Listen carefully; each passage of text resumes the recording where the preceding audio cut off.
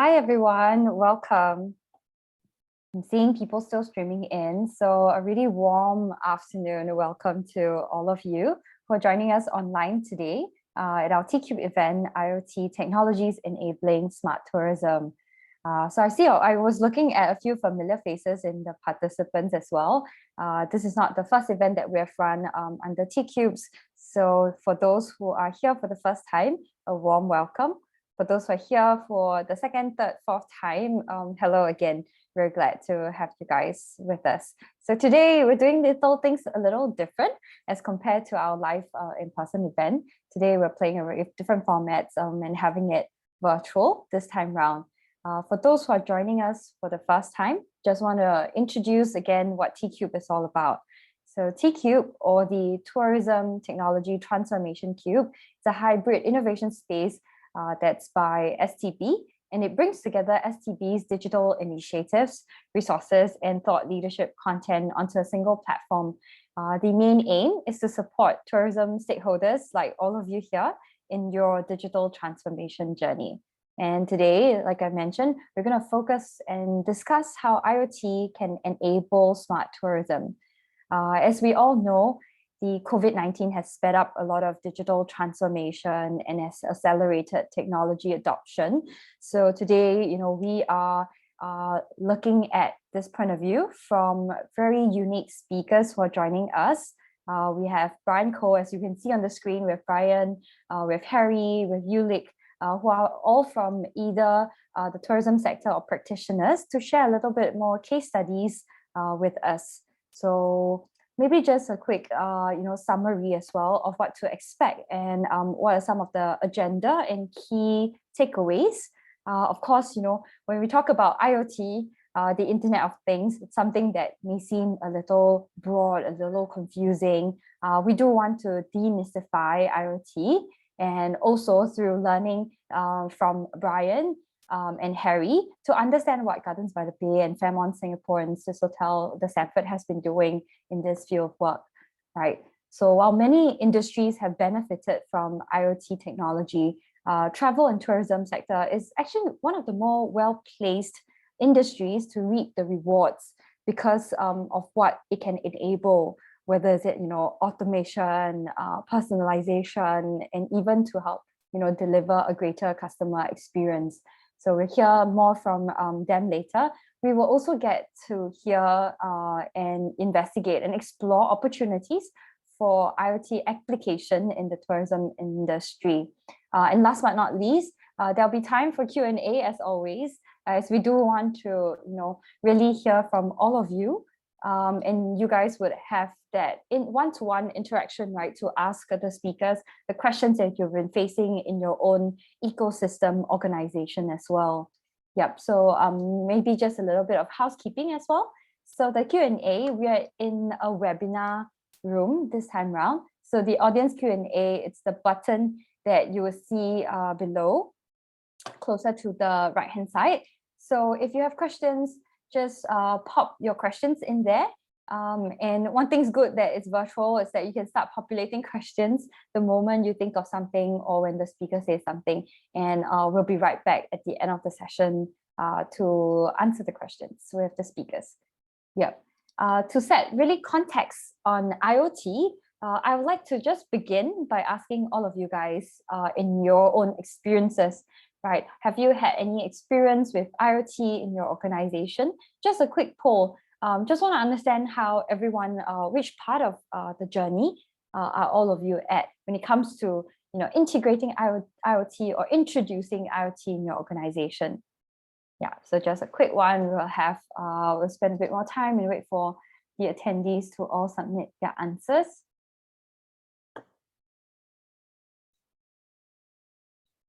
All right.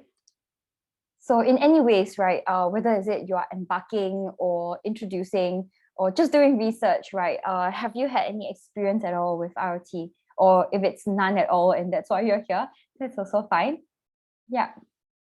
Team, can we get the answers maybe? Okay, wow, it's a half-half. Okay, interesting. So if it's a half-half, I think our speakers would also be able to answer a lot more questions. I'll be curious to know then if you have no experiences with IoT, is there any particular barriers or roadblocks that you guys are facing? So these will be quite relevant questions that you can ask our speakers later, especially if you're in similar verticals in the tourism sector with any one of them. All right, so just a quick introduction as well to today's speaker before I hand over to have them to share all their case studies with all of us. We have Bryant, who is the Director of Digital Transformation and Information Technology of Gardens by the Bay. We also have Hary, who's the Director of IT and Innovation from Fairmont, Singapore, and Swissôtel, Stamford. And last but not least, we have Ng Yu Lik, who's the Principal Lecturer of Republic Polytechnic, who have a lot of experiences working with tourism stakeholders as well in this field. So with that in mind, maybe let's have Bryant first. I won't hog the stage. I'll have Bryant to share with you what are some of the exciting initiatives and from his experiences, things that have been done in Gardens by the Bay. Yep. Hi, Bryant. Hello. Hi, Vivian. Thanks so much. Awesome. Yes. No worries. I'll hand the stage over to you. I'll be back shortly with questions as well. Thank you. Right. Okay. Thanks, Vivian. So good afternoon, everyone. Thanks for having me here to do some sharing. So maybe just before I get into the presentation proper, just to set the stage a little. So Gardens by the Bay, right, or we call it GB for short, has been playing around with IoT for maybe around a year and a half. And so why I say that is because we are actually still experimenting a lot and we are learning a lot each day. Actually, to be honest, we learn something new every day still, right? And so what I hope to achieve from this session, right, is just to share some of the experiences and hopefully help anyone, right? Based on the poll, I can see quite a lot of you haven't actually started. So maybe some of you are thinking of starting or have just started out. So hopefully I can share some of the earlier challenges or roadblocks that we faced. And hopefully we could share and then hopefully short circuit some of those processes for you. And happy to connect after the event, obviously. I'm sure you can exchange notes and great ideas. Okay, so maybe if I move into the first slide proper, please. Yeah, okay. So this is my the cursory koyok selling slide. Okay, so this will be very quick. So if any of you haven't visited Gardens by the Bay, for whatever reason, this is a great time to do it because we are 10 years old this year. So we do have a kind of lineup of events coming up from now to the end of the year. So look forward to it. And if you have already visited us, thank you for being one of the more than 50 million visitors that have already visited Gardens. And we hope you continue to come and support the Gardens as we roll out new experiences. And maybe just as one more last footnote, there are about 400 staff in the Gardens. And actually, there are corporate staff, operational staff, but actually a large part of this 400 staff actually belong to the operational frontline staff, right? And this include people like the attraction staff, the people who sell the tickets, scan the tickets, and in a very large part, right, we have this whole group of horticulturists who are looking after the plants and all the flora and fauna in Gardens by the Bay. That's almost half the workforce. And there's a reason why I bring this up because we'll talk about it later in some of the reasons why we started embarking on IoT. Okay, next slide, please. Yeah, could you just click through, please? Yeah, so actually this was meant to be kind of like an icebreaker in a live event, right? But since we changed this to a virtual event, I might as well just talk it through. Okay, so the reason why I'm sharing this particular, I guess, question is to actually kind of like just share an interesting fact, right? And this is something I must admit that I didn't know when I first joined Gardens by the Bay, right? So Gardens by the Bay is actually made up of three distinct plots of land. So the one right at the bottom, which is Gardens by the Bay South, is probably the area that most people associate with Gardens by the Bay. This is where the conservatories, the super trees are basically the picture on the left. That's where that plot of land is. But probably what's lesser known to other people is that there are actually two other plots of land, right? Gardens by the Bay Central, which is that thin strip on the top left, and Gardens by the Bay East. So that one's been talked about more recently because that one is currently in development, right? And I think the main icon that will come out of that particular piece of land is I guess, Singapore's answer to Mount Rushmore, which is the Founders Memorial, which is basically a memorial that is going to celebrate the achievements of our founding pioneer fathers of Singapore. Okay, and if you are curious to know which is the right answer, right, actually, technically all three are correct, depending on the context. So the first answer is actually the size of the two conservatories, the Flower Dome and the Cloud Forest added together. Second answer, 54 hectares, is the land area of Gardens by the Bay South, which is the one that most of us know. And 101 hectares is actually the entire land piece of all the three pieces added together. Yeah, so I thought that was kind of like a good way to just introduce the gardens. So if you go to the next slide, please. Yeah. I'm going to just play a very quick video. So sorry, it might lag over Zoom. So apologies ahead of time.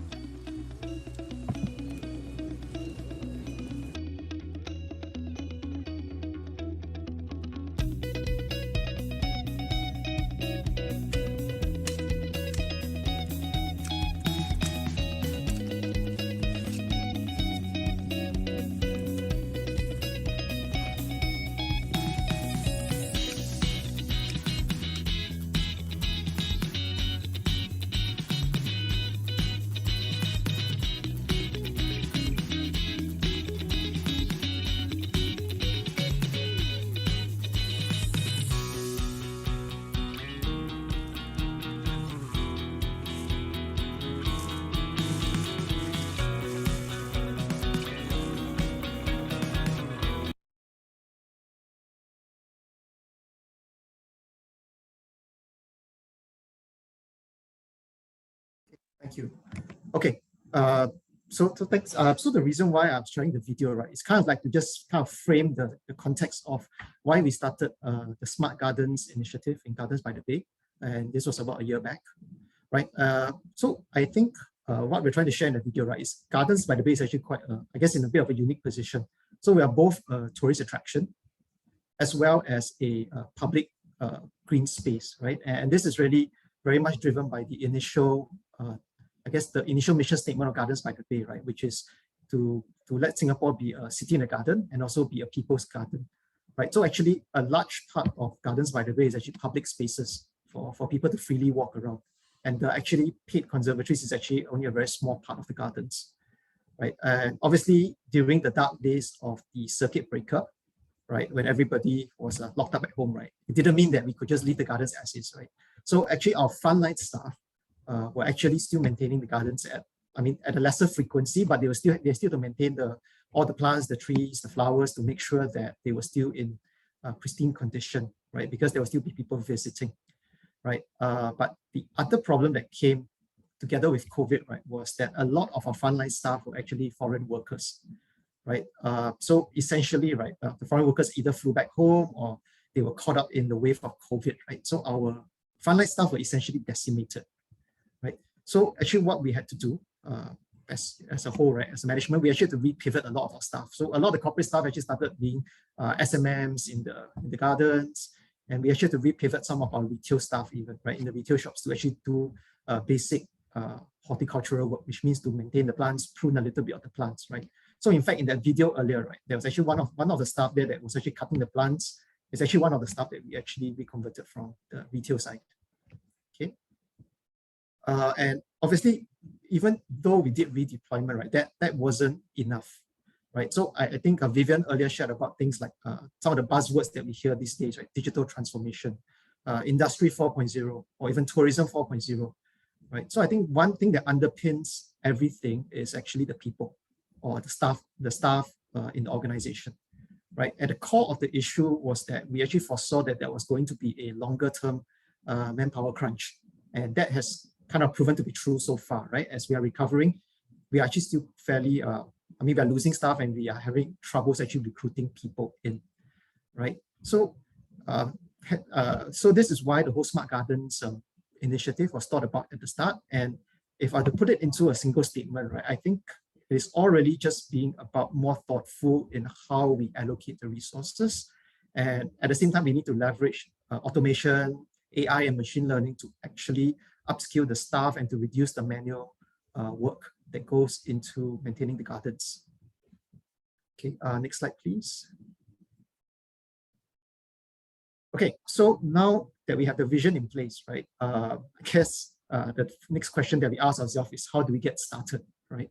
And that is in fact, actually the biggest challenge that we had when we first started to embark on this, right? And the reason why I say that is because there are so many active IoT companies in the market. I think at last count, I saw there were about 600 active companies and thousands of different devices, right? So we had our pick of companies, right? So just to put things in perspective, right? When we tried to tender for a irrigation system in the gardens, I think last year, we actually had 12, I heard there were 12 tenders that came in, right? So kind of put things into perspective about how many companies there are that are doing the work, right?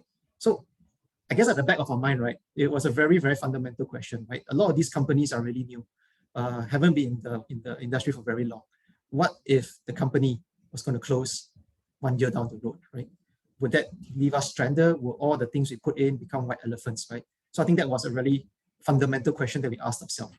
So I think with that in mind, right, we made it a very strong point, right, that all the companies that we would choose and all the products that we choose would have to fulfill one very basic criteria, which is they had to support some sort of common IoT framework, right? So I think IoT, while it's still far from ideal, right, it's actually increasingly getting more structured. And if you do a quick Google on the internet, right, you'll see that there are more and more IoT frameworks that are being developed. And these are by some of your big players, Google Cloud, HP, Oracle, Microsoft, Azure, just to name a few, right? So we just needed to make sure that in the event that if for whatever reason, the company that we picked had to fold, the products that we deployed will still be usable and able to be picked up by another company supporting it. So I think that was one of the first big considerations that we had when we deployed it. Okay, and then moving further to the right, cybersecurity, right? So I think this is probably I think a bit of a no-brainer, right, for most of the people in the audience, right? So I think probably cliched, but a line that we commonly hear, right, is digital transformation and cybersecurity are actually two sides of the same coin, right? So what that essentially means is the more we introduce digital initiatives into our own environment, we're actually introducing cybersecurity risk at the same time, right? So what this means is we have to be very deliberate and very, I guess, we have to be very choosy when we came to choosing our own products. The thought process had to be not something that we just wanted to play for fun, but it had to be something that had real value to the organization, right? And I think a second point on cybersecurity, right? I think, and this is probably a common criticism we do hear about IoT devices in general, right? They are inherently not built with security in mind, right? And this includes both the hardware and the software coding in the sensor itself, right? And I guess it's not surprising, right? Because a lot of these products were built to be quick and to be cheap, right? So end of the day, a lot of these things, I mean, the first thing that goes out the window when you build things like that is cybersecurity related kind of thinking, right? And that's why when you read a lot of cybersecurity literature, when it comes to IoT devices, you will hear that one of the key things, right, to actually secure your IoT devices is to actually keep all your sensors in a separate network from the rest of your production or UAT server segments. Okay, so I think using that as a segue, right, into the third point of infrastructure, right, this is actually quite a challenge when we first started out also, because gardens is actually not a very huge setup, right? So having to carve out a separate network segment to maintain it and to apply services and support it was actually not very efficient, right? So this is something that gave us a bit of a headache at the start. And to add on to that part, right, gardens is actually largely a very outdoor area, right? So I think it's quite unique in the sense that we have so much outdoor spaces. So as the name IoT implies, your devices do require to have network connectivity. So in an outdoor space like gardens, right, once again, it's very difficult to wire up some of the areas, right? So we had to be very selective about the things we could do, right, based on the limitations we had in the gardens, right, where we could have either strong Wi-Fi signals or cellular signals, right? And to make things even more complicated, with the increasing requirement for having some real-time data transfer scenarios, right? So the one that we have in gardens that is quite common is when it comes to security, right? So whenever there's like certain security incidents that happen, or for example, if there's like overloading in certain areas that have very fixed loading limits, we need to be informed very quickly. We can't wait like for a couple of hours before we take action. right? So when it comes to those, right, we actually have to go even one step further. We had to actually improve the capabilities of the infrastructure to support things like Wi-Fi 6 or to actually enable 5G in parts of the garden. Okay, so these are some of the considerations and challenges we faced when we first set up. Okay, so maybe moving on to the next slide, please. Okay, so with all those in mind, right, how did we actually go about then implementing the solutions in gardens, right? So I think we are quite thankful that we actually had a great partner in GovTech, right? So not sure if everybody is aware, right? But GovTech actually does have a very strong interest in the area of IoT, right? So they actually do have a separate team, right? The SIoT team, Sensors and IoT team that is specially looking into just IoT as a technology itself, right?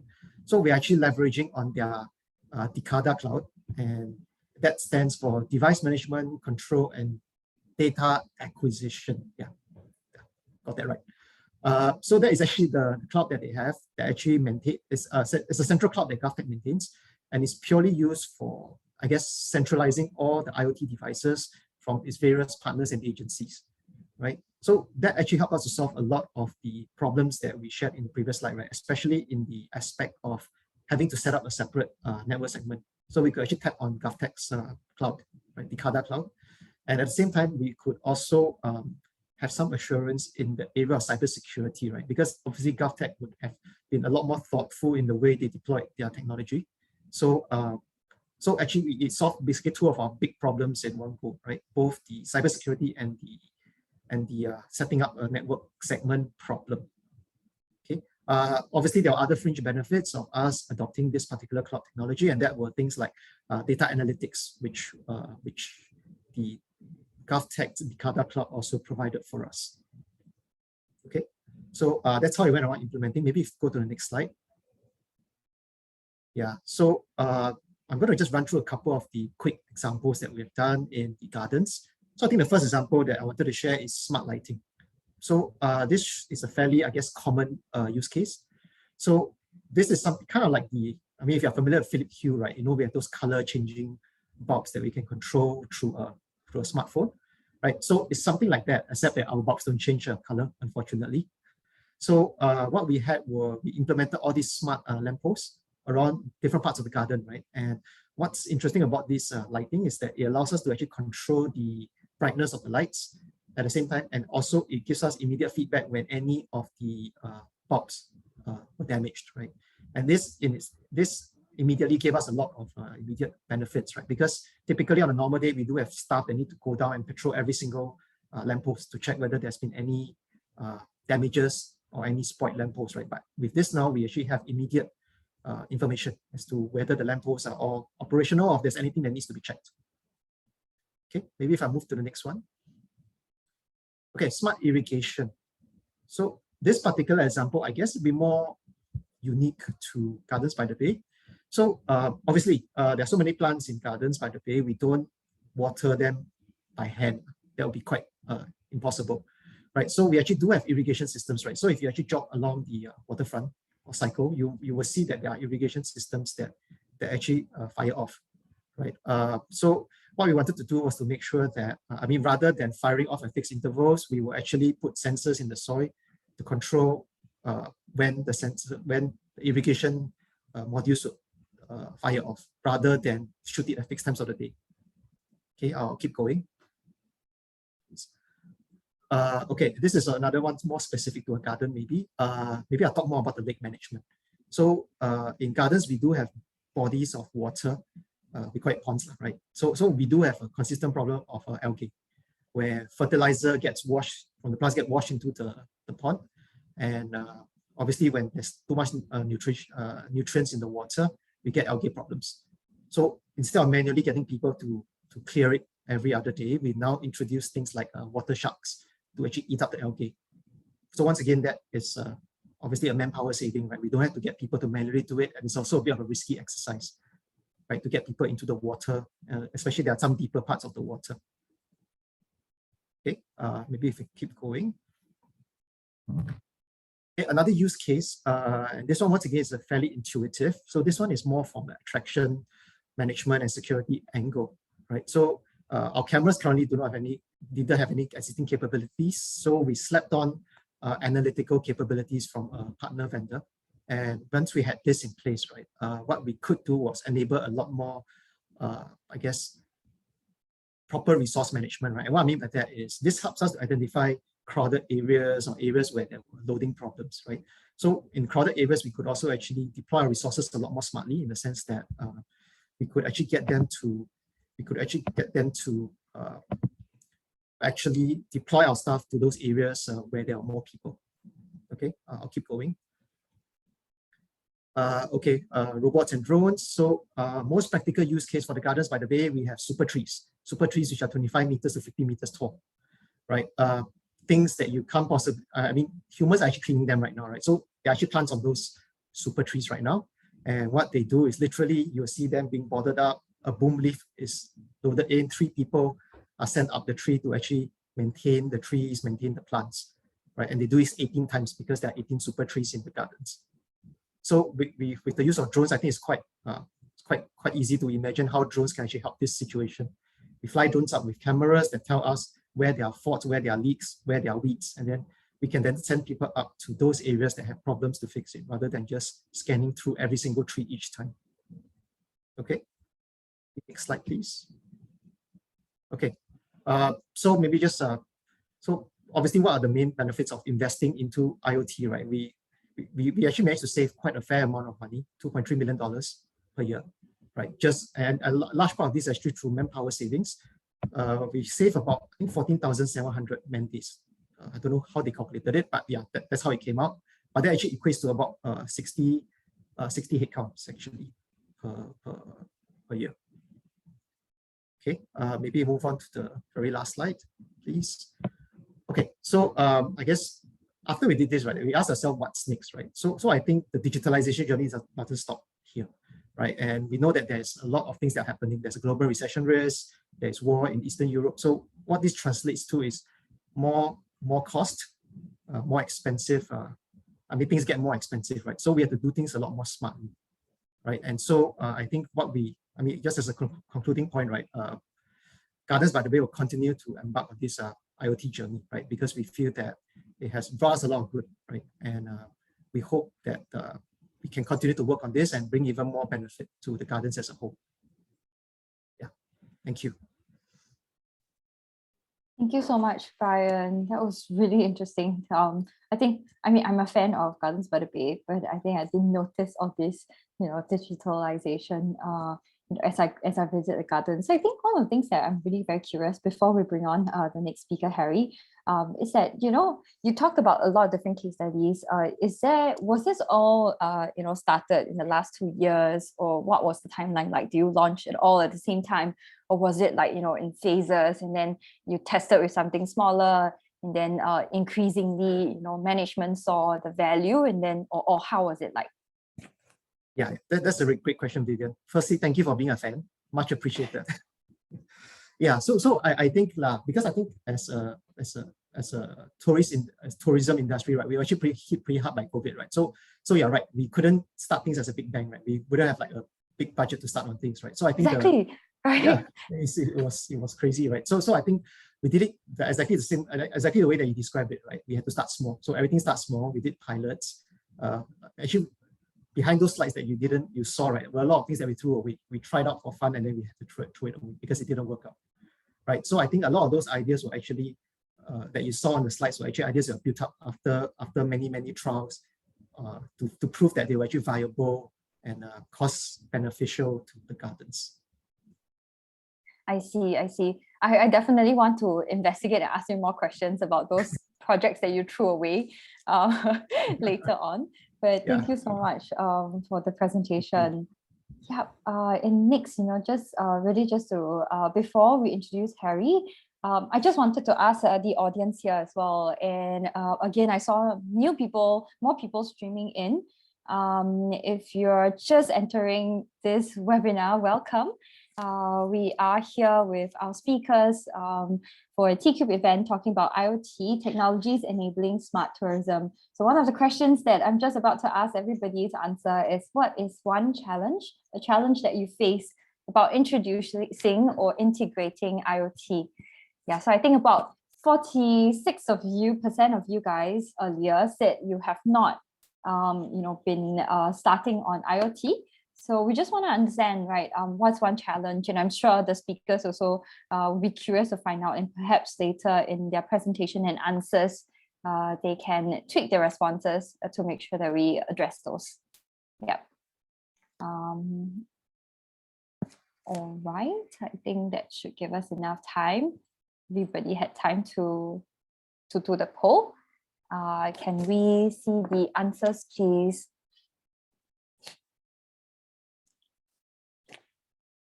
We need a bit more time. Okay, so as we all see, the majority, okay, I think we're quite tight between the first and the last two. Of course, unsure if investment will pay off, exactly like what Brian was sharing, right? It's a lot, huge money investment, and as business owners, that would be a concern. Lacking the tech expertise, and also, yeah, again, available technology is too costly. All right, let's keep this in mind. Perhaps, we also hope to demystify these as we go along as well. So Brian, maybe later in the Q&A, you can also share with us, right? Was that true? Demystify a bit how much, is there things that's lower hanging fruits for people to test out? Hary as well. And up next, we have our next speaker from Fairmont, Singapore and Swissôtel, Stamford, Hary. Hary is the Director of IT and Innovation, who will be sharing a little bit more case studies from the organization that he's in. So again, it's case studies, it's examples, just to prompt everybody as well, especially those that are just joining us. The Q&A option, it's at the bottom right. Please feel free to start inputting questions. I only saw one anonymous attendee that asked about dashboard monitoring. Please submit all your questions. There'll be time for Q&A later. Yep. Hi, Hary. Thank you for being with us this afternoon. Hi, Vivian. It's our pleasure to be in the event back again. Yes. So I'm very excited to hear from you, to share about IoT, and hopefully you can help demystify this technology for all our attendees. Yep. So the floor is yours, Hary. Thank you. Thank you so much, Vivian. And again, good afternoon, all. So my name is Hary. I'm from Fairmont, Singapore, and Swissôtel, Stamford. Today, I will talk about the IoT, which is happening in our hotel industry. As before, Brian is talking about the tourism side. Now we are talking about the hotel industry. Okay, so let me start.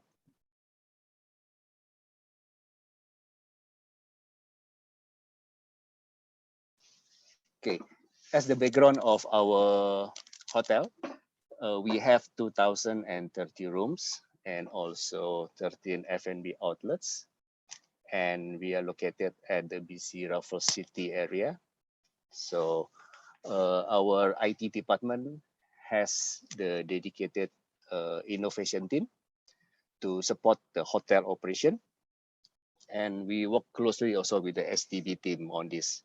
So we are one of the first smart hotel that implemented the kiosk automated check-in and also the contactless check-in. Okay, so the topic for today is about the IoT. So this is our case study that we have in our hotel as one of the smart hotel, we call it. So we start to have this around 2018 to start this project in one step and another. Okay, so I will start the journey from the left side, which is the before. Okay, so before, as you know, in hotel industry, we always use the doorknob tag. Okay, so what happened is the housekeeping staff have to physically walk around the floors. You can imagine in our hotel have like the over 60 floors and also 20 floors for the Fairmont, and also have to update the status for the do not disturb and makeup room. This is the purpose for the room assignment given to the housekeeping team.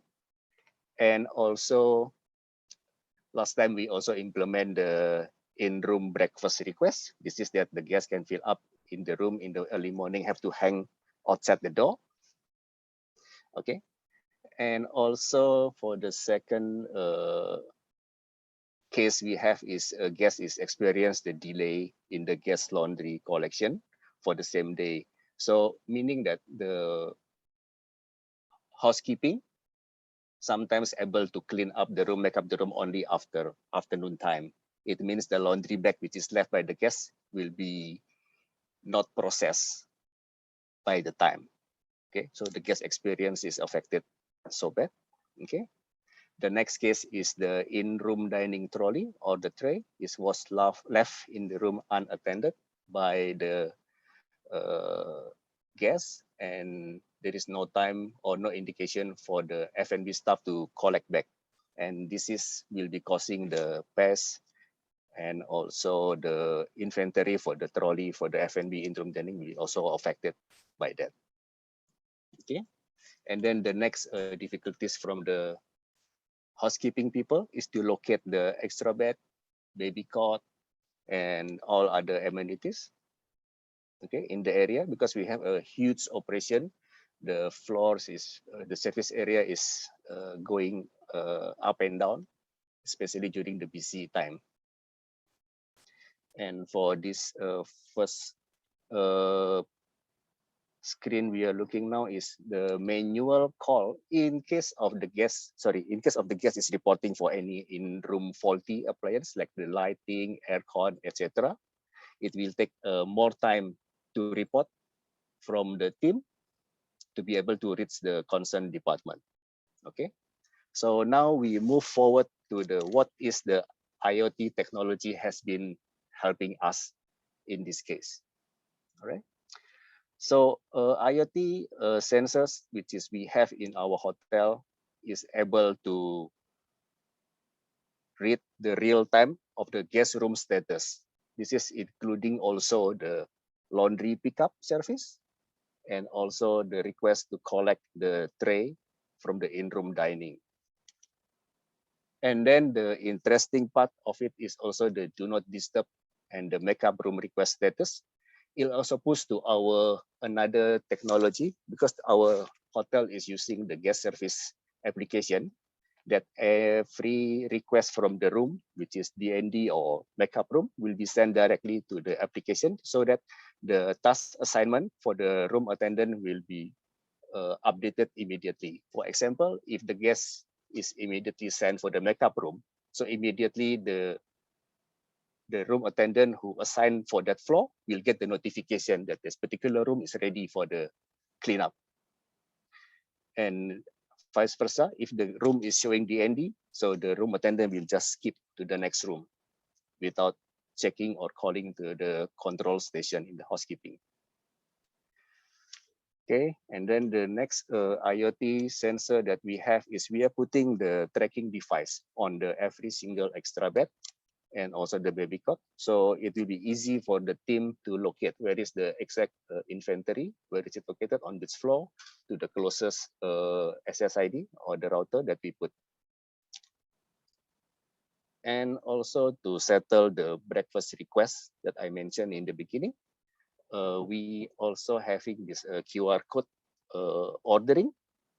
So aside from the in-room dining menu, which is automatically, we will send the request to the point of sale system. We also have the request for the room amenities. So all of the requests from the guest, which is the guest just scan the QR code, it will automatically send to the dashboard of the team, either housekeeping or the F&B attendees there in the in-room dining. And the last one is the operator. They have the visibility to check the current room temperature. So in case the guest is calling for my aircon is warm, my aircon is not cold. And also they guest sometimes also complaining that the lighting is flickering and all that. all of this is having the notification in our backend, in our engineering, and also in our housekeeping dashboard. Okay, so before the guests, before the engineering come to the room to check, for example, the aircon is not running. In our system, we have the notification to detect the balcony door. So we can have the notification if the balcony door is open. Automatically, the system will send the indication on the dashboard that the balcony door is open. So immediately the operator will be able to tell the guest that, so actually your door is open. So you need to close the door to be able to have the aircon back to work as normal. Okay, so we are moving to the second page of our IoT technology. Okay, so before time, I believe everybody is aware. I believe nowadays also a lot of hotels still implementing this room power supply control by room key. This is the wall slot behind the door. Okay, I believe in our experience, everybody will ask for the spare key, and we will put the spare key there so we can have the everlasting cold air from the aircon, right? So this is actually defeat the purpose of having this power saving. So the next one is what happened before the IoT implemented is there is no early detection in case the meeting room is, the temperature is too warm or too cold. And also there is no preventive if there is the plumbing issue, especially our hotel is quite old. So the plumbing is one of the flooded issue that many times happen in the buildings. Okay, so this is something we need to take care because our area is so big and our manpower, especially the engineering, to make a control daily to check whether there is a leaking or not. This is a very big issue there. Okay, and the last case that we having is the security team, that they have to patrol and conduct the physical check in case there is a door open ajar in the area. This is something that they need to handle as well. So what is IoT helping us so far? So in our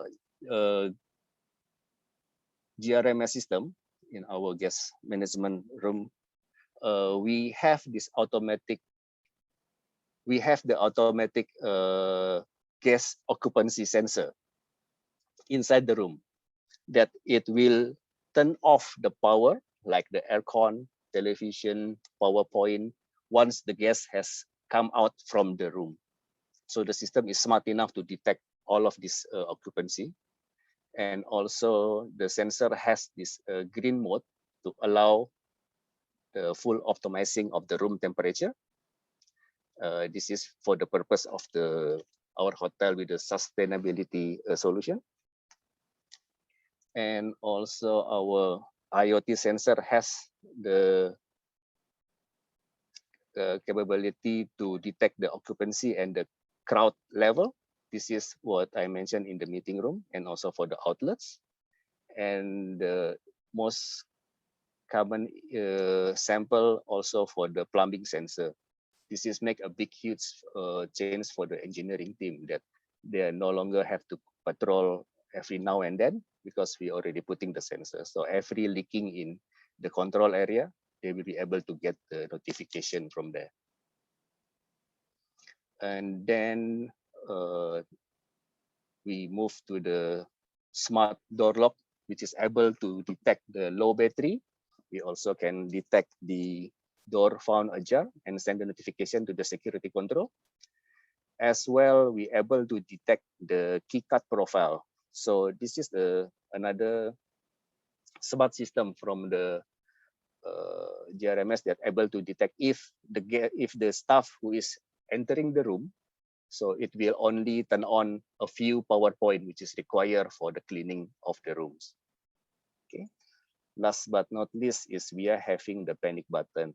I know that this is only mostly implemented in the US in some states, but we ever try to have this at our place. So panic button will be good for our colleague, our staff, that they will feel secure inside the room or in the public area when needed, because the security will be able to detect the exact location of where is the button is activated.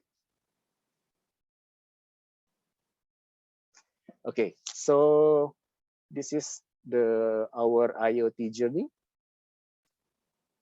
So we are checking the company which is having, we are checking the technology, the innovation that we are having. So we need to check the compatibility with the existing infrastructure and also the system that we are having. What is good for us, what is not so good for us. We are reviewing this one with all of our team. Okay, and also we have to ensuring that the system is suitable and good for the security, and also the API are in place, and the system that we're implementing must be have the future proof. So we don't want to install only 1-2 years and then it's not feasible anymore. Okay, and the last portion of our implementation is we are aiming to the increase to have the guest satisfaction and also to enhance the colleague engagement. This is for the efficiency and also for the productivity, and for sure the hotel is always looking for to reduce the cost by using this IoT technology. And that's all. Thank you so much for the time. Thank you so much, Hary. Thank you. That was very insightful in going through all the case studies that you've been using in the hotels as well. I'm just curious, before we bring on Yu Lik, what do you think was the biggest challenge that you faced in adopting IoT technology for Fairmont? Okay. At this moment, our biggest challenge is because this is something new, that sometimes the innovation is always challenged with the budget sometimes time to time. Okay, because this never been planned before. So it is a very huge new things, then sometimes the challenge will be there. Okay, so still the budget. Okay, we'll discuss this more and see what solutions that you have, right? As you try and bring forth in all these innovation in your hotel later on. Again, just to share with everybody, please remember to put in your Q&A, the questions that you have for our speakers. And we would have Yu Lik next. Yu Lik, he's the principal lecturer of Republic Polytechnic. He's gonna share with us a little bit of solutions. He's one of the tech providers. Can we have Yu Lik up, please? Hi, Yu Lik. Hi, Vivian. Just doing a Hi. quick check. You can hear me? Yes, we can. Thank you so much for joining us.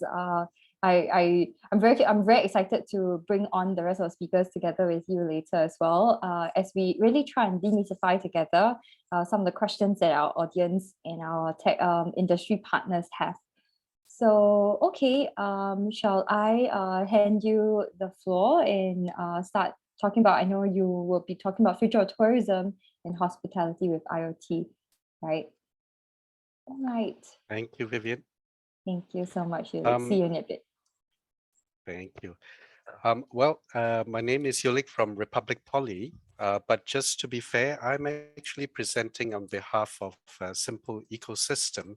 And Simple Ecosystem basically have their start in facilities management. So why do I want to talk about Simple Ecosystem and their core competency in facilities management? Well, very simple. Across the entire tourism landscape, whichever stakeholder we come from, whether it's hotels, attractions, MICE venues, we have facilities to take care of. And from Simple's experience of how they have been helping in facilities management strategies, there is a lot of learning that we can transfer over to the tourism industry as well. So let me quickly jump on. Before I bring on a video just to share a little bit about Simple's capabilities and the products and solutions. I just want to bring everyone to what is our current state, where we have got people, we've got feedback from staff, from customers, we've got the work that we need to do, and we've got lots of checklists to make sure that we're on track in terms of quality, in terms of service, in terms of the products that we have. And then somewhere in this picture is infrastructure and technology. And I guess that's where quite a bit of the cost of investment in when you straight away think about IoT, you talk about dollars and cents and how to invest this in infrastructure and technology.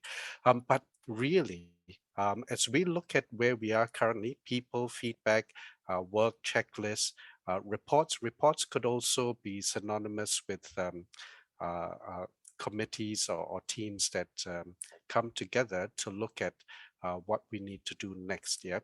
So keep this diagram in mind. And I just want to quickly look at whether IoT really is new infrastructure, is it new investment or not. So bear this in mind, and then as we go through it, I will come back to this diagram and link it back to how essentially IoT is going to benefit the future of tourism.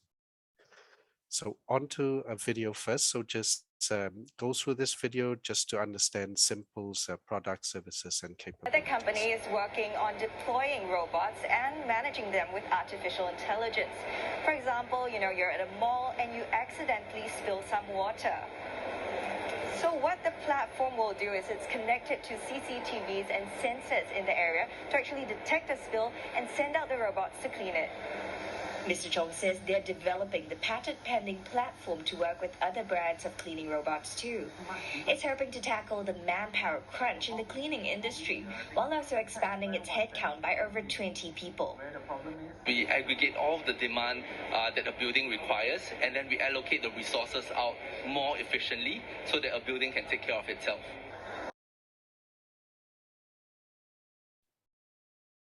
Thank you for your attention. So in essence, Simple's capabilities started off in terms of providing robotic solutions, in terms of providing automation.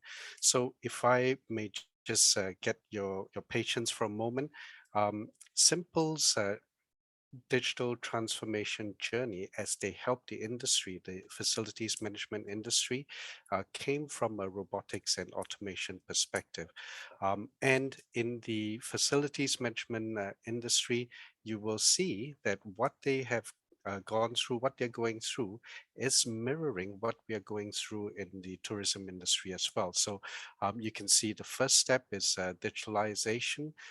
And from digitalization, then you have data that starts to describe the status, the situation you're in, some of the problem statements that you want to solve, and predominantly in today's situation with the manpower crunch, how to automate so that we can ease our manpower crunch. But as we automate, we now have richer data as well, which then starts to give us a prescription of why we are facing some of the challenges we face today, manpower challenge aside. And based on the prescriptive data, we then have some actions to follow up. And as we evolve through this digital transformation journey, as everything starts to connect together, which essentially is what IoT is all about, we then have a very smart and intelligent ecosystem that moves into predictive analytics, predictive actions, and allows us to anticipate situations and problems and resolve them before they actually occur. So this digital transformation journey that the FM industry has gone through, as I said, really mirrors what we are going through in the tourism industry today.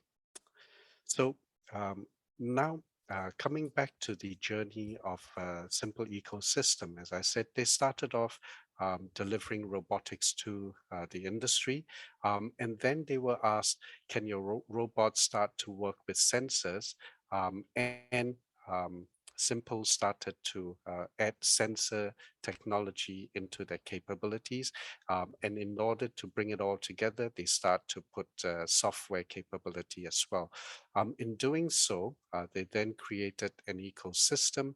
And because they have an ecosystem that starts to have a lot of rich data, they are essentially now building algorithms to develop AI and a smart system that can start to move, as I mentioned before, from descriptive analytics to prescriptive actions, and moving forward into predictive actions as well.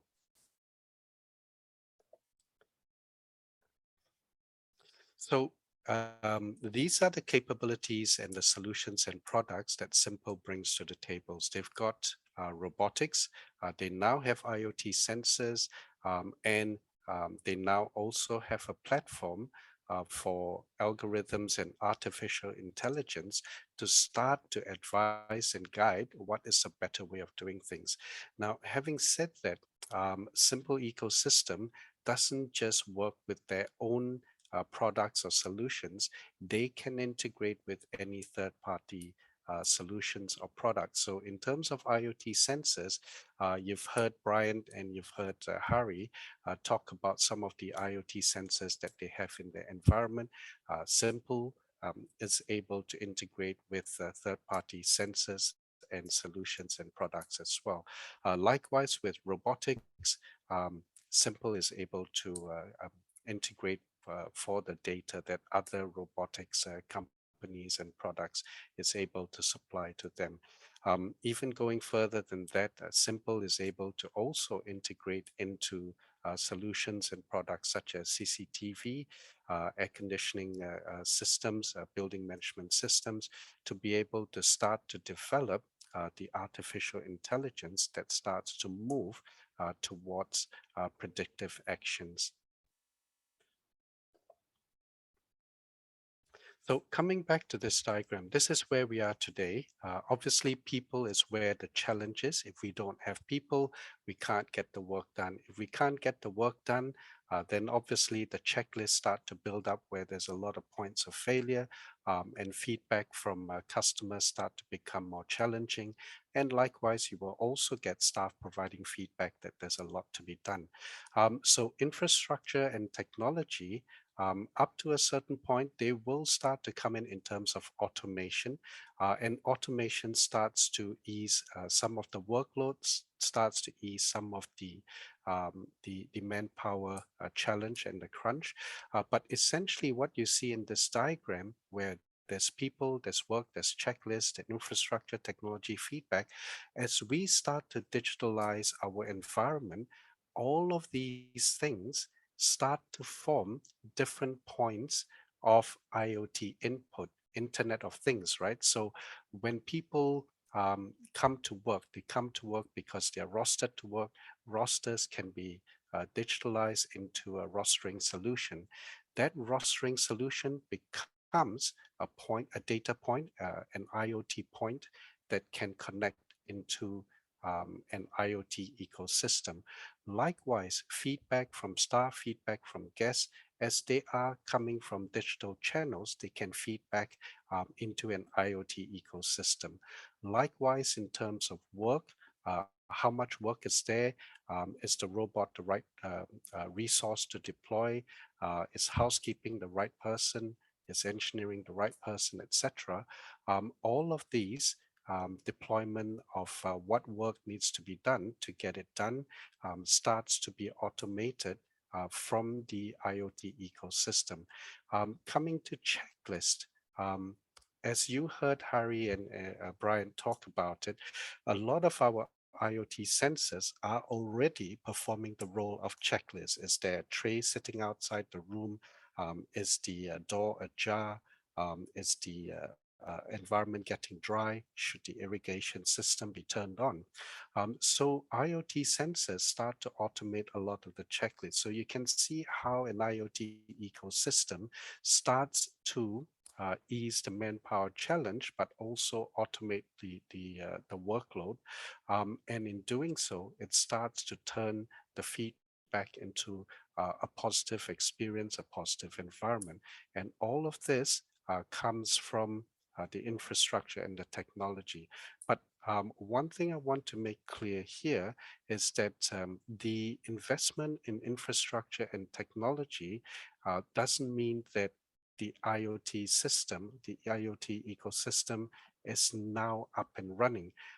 If you implement and you adopt infrastructure and technology, but you don't plug it into an IoT system, it is still silos, standalone systems. So if you start to plug people in, work in, checklists in and feedback in and automate these processes, then it becomes a very intelligent IoT ecosystem.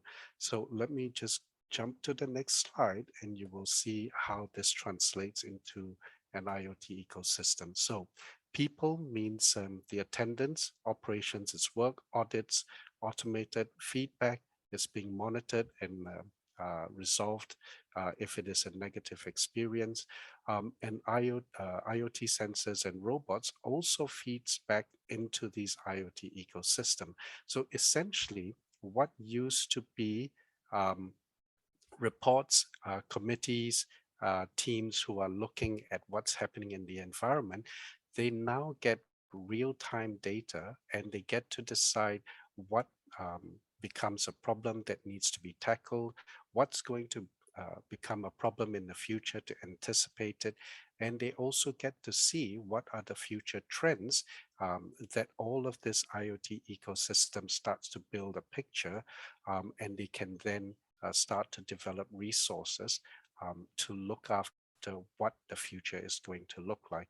I'm probably oversimplifying things a little bit here, but an IoT ecosystem essentially is there where everything plugs in to help the resources to become more effective in anticipating issues, resolving issues, and to direct resources that are already limited to the right areas at the right time for the right action. So I hope this is clear enough, but if there are any questions, as we keep saying, please pose your questions into the Q&A. So with this ecosystem where everything is plugged in, what is important to understand is that a lot of the IoT elements, the people, the work, the audits, the feedback, these are already components that you have in your environment. Start to digitalize it and start to connect it so that it can start to develop a picture of where robotics potentially could help to automate what is a very labor intensive task, or IoT sensors can tell you where some of the things are starting to break down so that you can resolve it before it becomes a problem. So on this note, let me move in quickly into some examples from some of the previous work that Simple's team have done. Essentially what they have found in the hospital is that sometimes a problem actually starts from a very simple cause. So in this particular example, there is a waste bin that was placed in the bathroom, and because they were using checklists that were digitalized checklists, Simple's team were able to cross-reference it and realize that because these bins in the bathrooms were very close to the sink, it was essentially moist most of the time, and therefore mold and bacteria started to grow. In the hotel example, they had a vacuum robot that kept detecting that a particular area's carpet was always dirty. But as they cross-referenced the data, they realized that it's because the carpet was brand new, and therefore a lot of dust balls were always generated by footfall. And all they did was to deploy more robots to clear the dust balls away, and that solved the problem. Likewise, in a mall environment, they deployed a surveillance robot, and the surveillance robot essentially over time, provided the data that a lot of the human footfall was in level 1, and they were able to deploy more human resources there instead of the areas where there was less footfall. In the areas with less footfall, they use robots to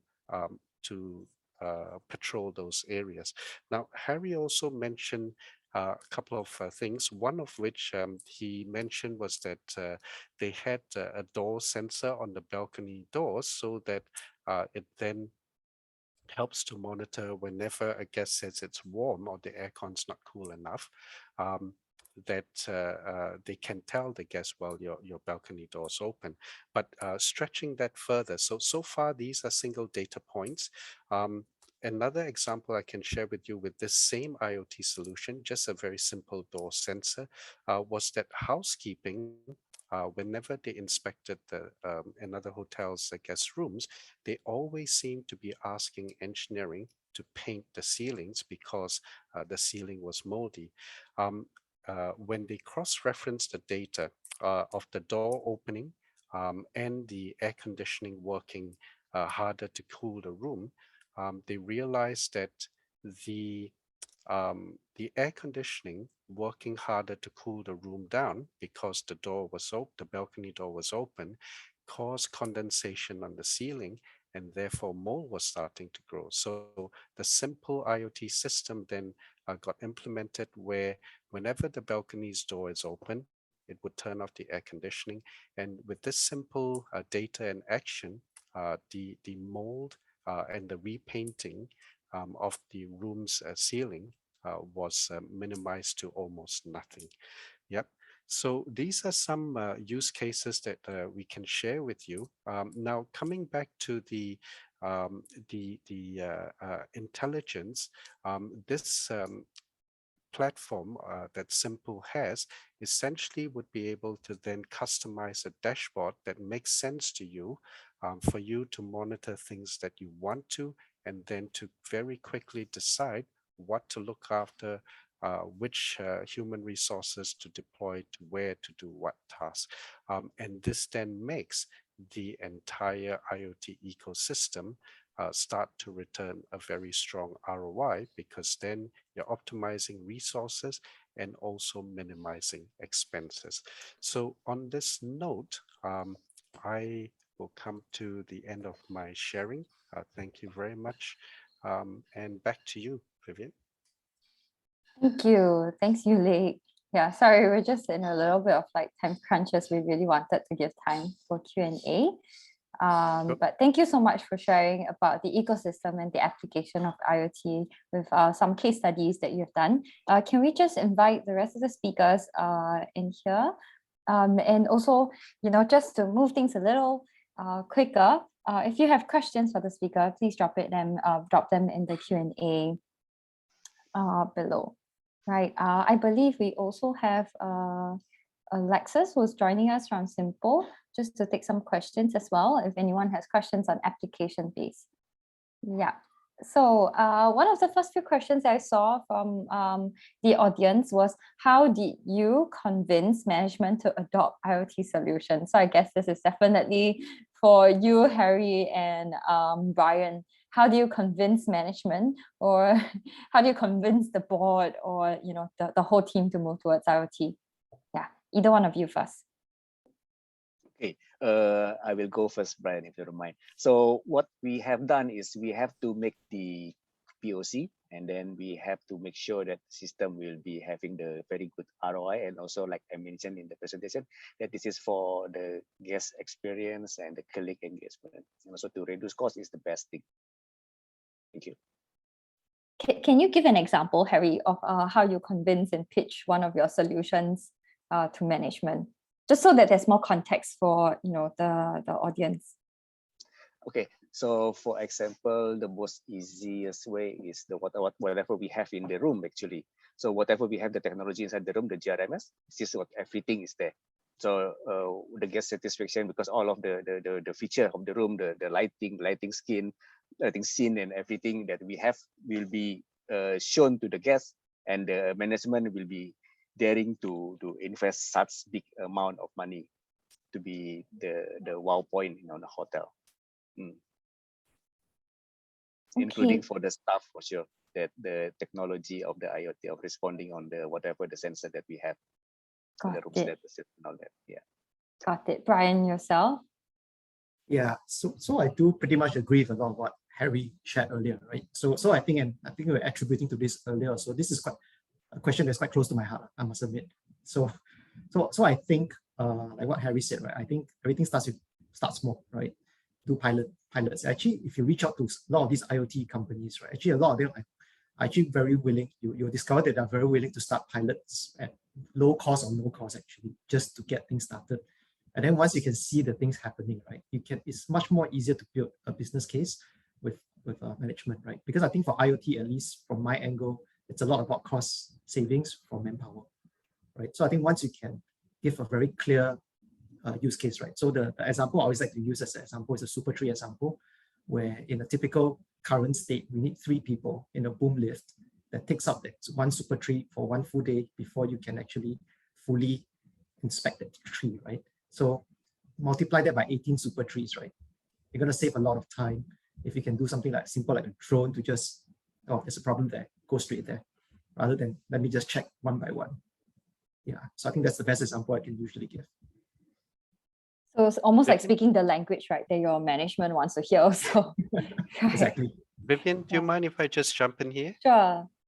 Yeah, so as I mentioned, there's already a lot of data that exists in most tourism organizations. And I guess before you even start a POC, a small scale trial, and most vendors are quite happy to do that, perhaps to look also at the data that's already in your hand to make sure that you do have a problem there that you're trying to solve. If you do not know or you're unsure whether the right solution is what you're looking at, then by all means reach out to the vendors for them to do some data study first to identify whether there is a real problem that requires that type of solution or not. So basically do more research, I guess, right? Before embarking. So you get more ammunition, right? Before you go down to let the management know to convince them. Yes. Okay, Yeah. thank you. How long, this is also from the audience, I'm saying, how long does the pilots or the POC typically last according to all your experiences? Anybody would like to answer this, like your super tree one, Brian, or those the alarm buttons in Fairmont? How long do the pilots typically last on the average? For us, usually it does take a couple of months, so we can get whatever the feedback from the management and all that. Okay, Brian. Yeah, I second that. I mean, our POC so far have always ranged from about 1 to 3 months. I mean, it can't be too long because obviously the partners also have to earn a living. So usually I think the sweet spot is around 1 to 3 months. Yeah. I see. Alexus? So Alexus, yeah, if you have any, because you're from the vendor side as well. So how long usually are the for us, I think for us, we typically do a bit of requirements gathering before we actually roll out the pilot. So our technology is generally more advanced. So it will take about 3 to 6 months to have the management buy-in after seeing the results, because it does have a lot of layers and components that we have to factor in. Then those details usually management would like to see. So that's the sweet spot that we see. Got it. So as you know, I'm just really looking at time and we don't want to go beyond the time. Maybe one last question from the floor as well. What are some of the exciting technologies, because you guys have all started either from a vendor perspective in working with different organization or from, or from Gardens by the Bay and Fairmont's point of view as well. What other exciting technologies are in your roadmap that you kind of, if let's say we do a hypothetical question, if your management approves everything that you propose, what would be something that is interesting to explore or something that's really in your pipeline that you can reveal or disclose? Yeah, or an exciting project basically that's currently in the works or piloted. Anyone? Hary? Yes, Yu Lik, I hope I will work with you again so we can have Yep. more robots on our hotels. Because this is the main challenge, as you know, and you know what is the next challenge also for that. Yeah. Can Maybe you disclose about the challenge? Yeah, we ever have this. We work together with the team to have the delivery robot, but not for the guests, but for the back office. This is to help with the linen and all that.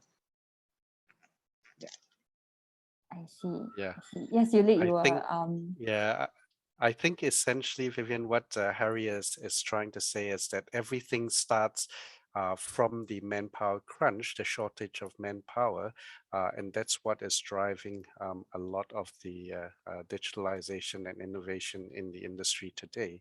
But maybe, if I may, because Republic Poly, we have the luxury of having laboratories in our facilities, and some of the things that we are testing right now, a small scale a proof of concept, just to enhance the productivity, the guest experience, while addressing the manpower challenges as well, is to use CCTV, because in most tourism environments, there's CCTV everywhere for safety and security reasons.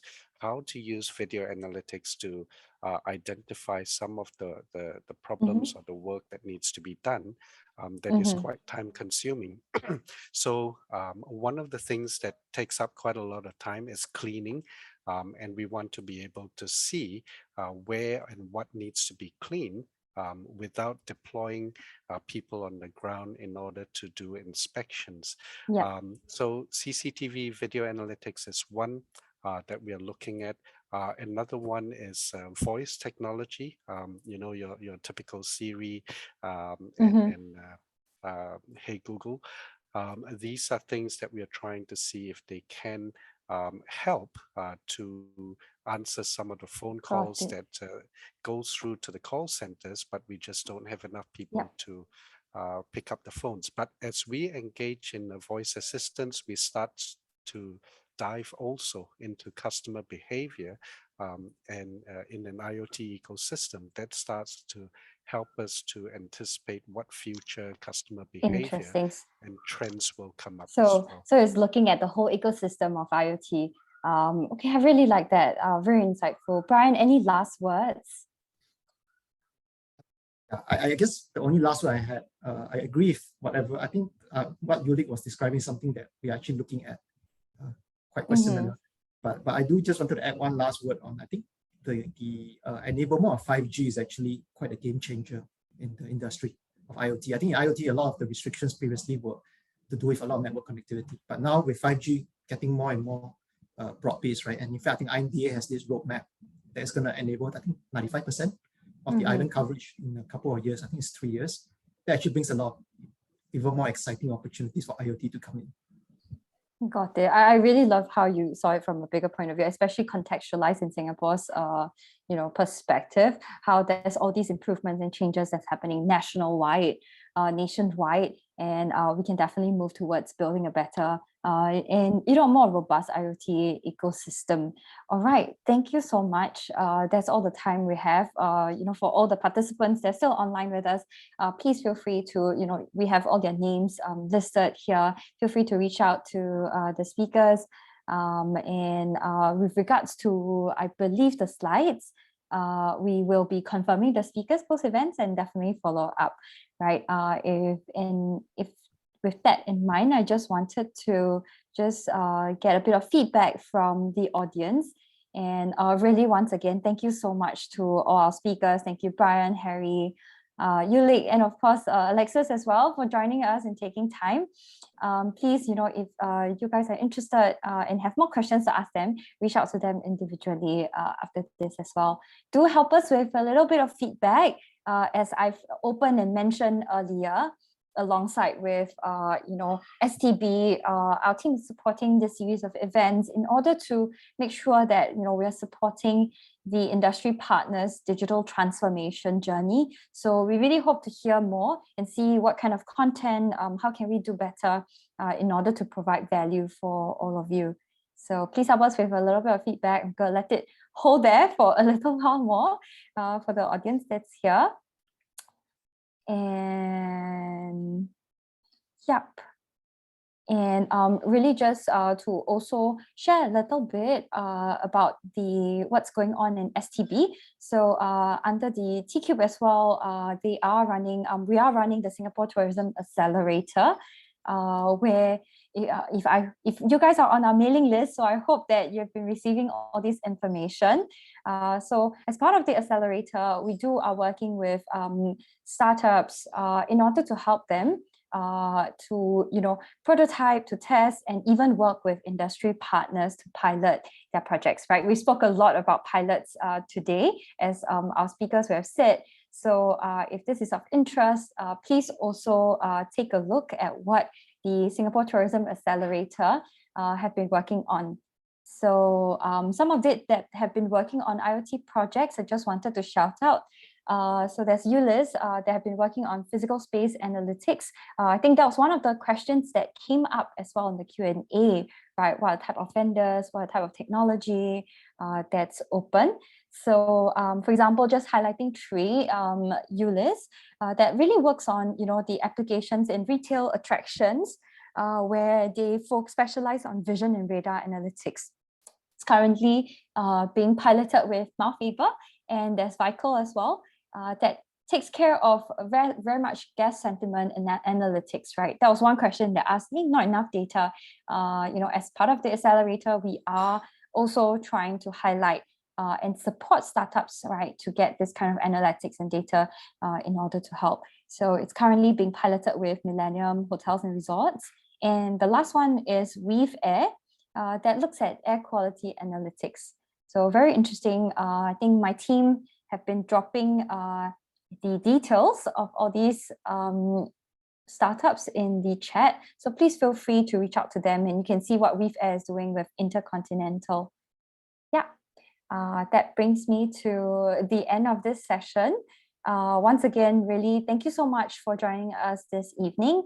And if you're not yet on our Tcube mailing list, please subscribe so that you can get timely updates on upcoming projects, events, and information as well. So with that, have a great day, and we hope to see you live in person or virtually in our next Tcube event. Thank you.